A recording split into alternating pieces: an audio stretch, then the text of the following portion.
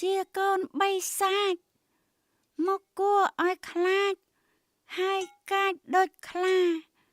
តែការពិតនោះពំដូចឡើយណាខ្ញុំឈ្មោះណាចាជាក្មេងល្អទេអើយអ្នកប្រុសតូចហូបបាយសិនទៅអី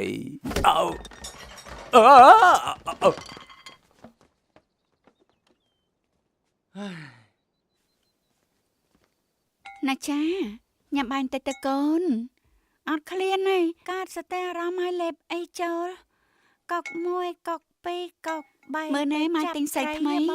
ទៅលេងជាមួយម៉ែអត់ណាកុក5ថាអត់ហើយតោះតែមើលពិភពគំនូជាមួយនឹងគ្រូហ៎យើងដកព្រាបតែជិះទូកលេងនៅក្នុងនោះទៅហ៎ទៅកេងទៅមនុស្សសត្វទាំងឡាយចិត្តឆ្ងាយ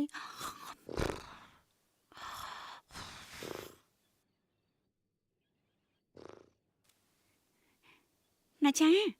10ថ្ងៃទៀតខុសកំណត់កូនហើយចាំឲ្យអ្នកស្រុកមកជប់លៀងឲ្យកូនចាំមិនដែរហ៎អើយពួកនឹងស្អប់កូនឡើងផ្ដាំមេឃគេមិនប្រមកបិសាចទឹកនោះពុកបានចាប់វាយកមកវិញហើយទឹកមាត់វាមានពឹសខ្លាំងពិបាកបង្ក្រាបណាស់ចាំពុកបង្ហាញវាឲ្យអ្នកស្រុកឃើញពេលនឹងគេនឹងលែងយល់ខុសលើកូនទៀតហើយនឹងត្រូវ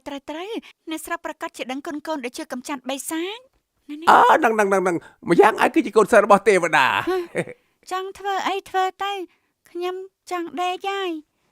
សម្រាប់ចឹងហើយណាគេដឹងហើយ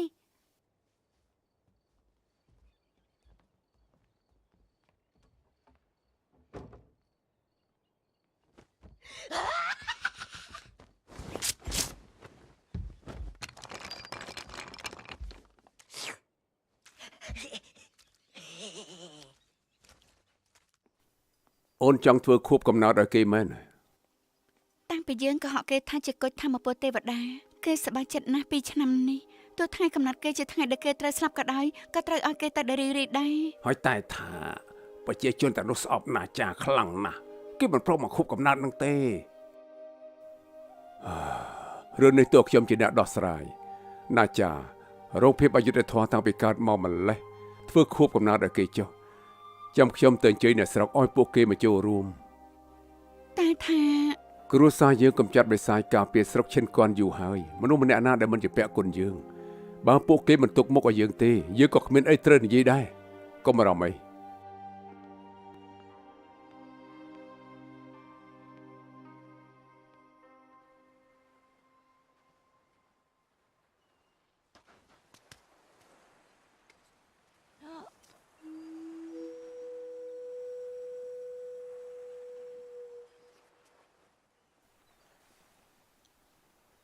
ហើយខ្ញុំមែនទេហើយភ្ញាក់ឡើងចង់បត់ខោហេ10ថ្ងៃទៀតខុសកំណត់ខ្ញុំចង់អញ្ជើញអញឲ្យទៅចូលរួមក្នុងនឹងមានផែនទីស្រួលរកទេភូមិគ្រឹះតកូលីហ្នឹងហើយឯងទៅចូលរួមអត់មិនឆ្លើយណាអត់ទៅខ្ញុំអត់ខ្វល់ទេតែឯងត្រូវទៅមិនអញ្ចឹងព្រោះឯងជាមិត្តម្នាក់ដែលខ្ញុំមាន